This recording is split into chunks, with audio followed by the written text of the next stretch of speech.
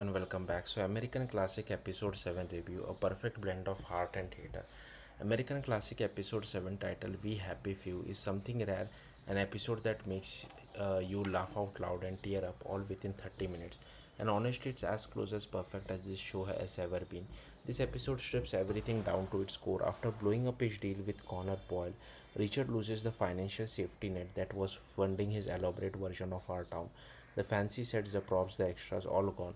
And yet, in losing all of that, he finally finds what actually matters, the people. Because at its heart, the episode is about belief in art, in each other, and in something bigger than money. And that turning point, a beautifully delivered 90-second version of Shakespeare's St.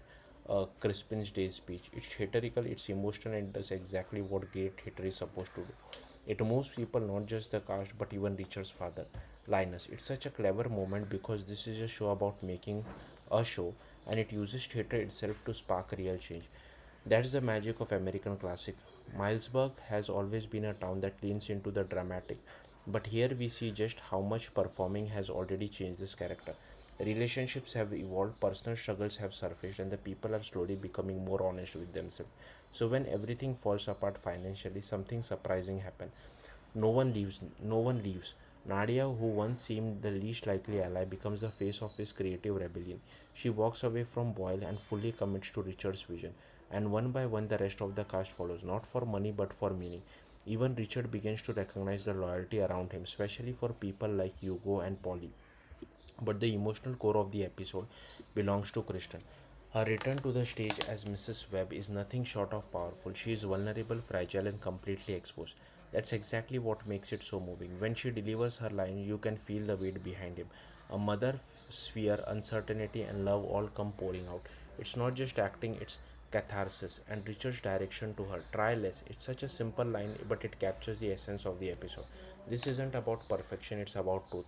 Meanwhile, the show finds moments of pure joy and humor too, like the cast marching toward through the town carrying red theater seats in broad daylight. It's chaotic, bold, and somehow turns into free promotion. Only in Miles' work. Even Connor Boyle, who seemed like the villain, get a surprisingly human moment. He's not evil, just someone who doesn't quite understand what drives these people. And when he realizes the show is still going on without all the bells and whistles, his reaction says this all. Because that's the point. The play doesn't need a spectacle; it just needs heart. The episode also quietly sets up deeper emotional stakes, especially with Miranda's paternity question beginning to surface. It's subtle, but it adds tension beneath all the warmth and humor, and that balance between comedy, emotion, and character growth is what makes the episode so special. By the end, American classics remind us of something simple but powerful. Sometimes, when everything falls apart, that's when you finally discover what truly matters. And in this case, it's not the production; it's the people who believe in it. Thank you for watching. Bye.